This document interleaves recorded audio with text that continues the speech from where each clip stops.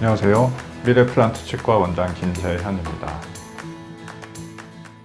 이번에 말씀드릴 내용은 갑자기 치료비를 선납했는데 의료기관이 휴업이나 폐업을 한 경우 중간에 이제 붕 뜨게 되죠. 이거를 말씀을 드려야겠다고 생각하게 된 계기는 신문이 저에게 오는데 치과신문에 의료기관 휴폐업 소비자 상담 치과가 가장 많다고 되어 있습니다. 그래서 이게 무슨 내용인가 했더니 치과에 방문하면 이러이러해서 이 정도 치료비가 나옵니다. 해서 선납을 하시는 경우가 종종 있죠. 치과 치료는 특성상 굉장히 치료 기간이 길죠. 다른 거에 비해서 길다 보니까 치료가 끝나기 전에 갑자기 의료기관이 없어지거나 휴업을 한 경우, 그런 경우 미리 선납한 거에 대한 거는 어떻게 되느냐, 이런 분쟁이 가장 많다고 나와 있습니다. 치과, 피부과, 성형외과, 한방, 정형외과 이런 순으로 나와 있는데요. 헬스장도 비슷하죠. 1년짜리 해서 얼마 할인해가지고 했는데 갑자기 없어진다든지, 하다못해 세차장도 몇 회권 이렇게 끊어놨는데 갑자기 주인이 바뀌어가지고 인수인계가 잘 안 된다든지, 그런 문제가들이 가끔 발생을 하죠.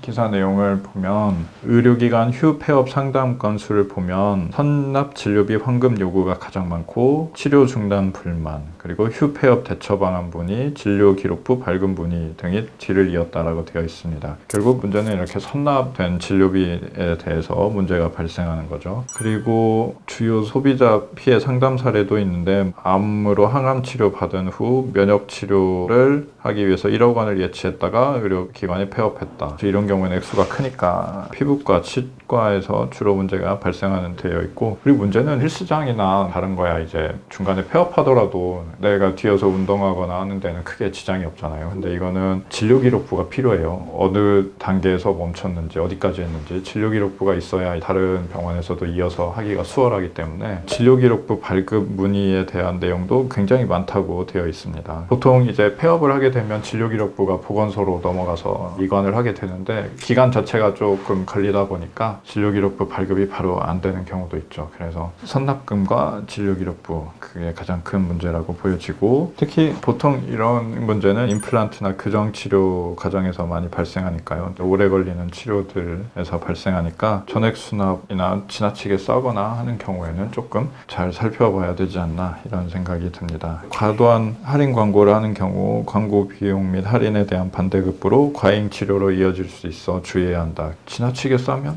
다른 이유가 보통 있기 마련이죠. 사실 저는 처음에 오셔서 치료기관과 치료 계획을 쭉 세우고 비용적인 거에 대해서 말씀을 드리고, 그날 한 거 그 단계에 따라서만 수납을 하는 시스템으로 되어 있거든요. 그래서 선납을 하는 치과들의 시스템은 약간 이해가 되진 않지만, 치과 입장으로 보면 미리 선납을 받는다는 것 자체는 일종의 부채거든요. 아무튼 보통 이렇게 된 경우는 기사에서 있다시피 과도한 이벤트 가격 할인 및 전액 선납을 요구하는 의료기관은 주의할 것, 맞아요. 근데 이렇게 선납을 하면 싸게 해준다고 하니까 보통 많이 하게 되는 것 같아요. 그리고 신용카드 할부로 결제할 것, 신용카드로 결제하게 되면 중간에 할부 항변권이라는 내용이 나옵니다. 그래서 20만 원 이상, 그리고 3개월 이상 할부 결제 시 사업자가 폐업하거나 어떤 문제가 생겼을 때 할부 거래법에 따라서 자녀 할부금 지급을 거절할 수 있다는 내용도 나옵니다. 그래서 카드로 이렇게 하시는 게 좋겠고, 가끔 현금으로 하시더라도 현금 영수증을 발행을 해드리니까 그런 영수증이 있으면 이런 분쟁이 생겼을 때 해결할 수 있거든요. 그 조금의 이득보다 그 이득을 얻고자 감수하는 불안이 조금 더 크다고 보여지기 때문에 선납이나 과도한 할인 이런 건 조금 조심해야 될 필요가 있다고 봅니다. 여러 업계에서 이벤트나 선납 이런 거를 유도하는 경우가 있을 텐데요. 작은 이익을 보기 위해서 나중에 휴업이나 폐업에 문제가 있을 수 있으니까 그거는 조금 조심하셔야 될 것 같습니다.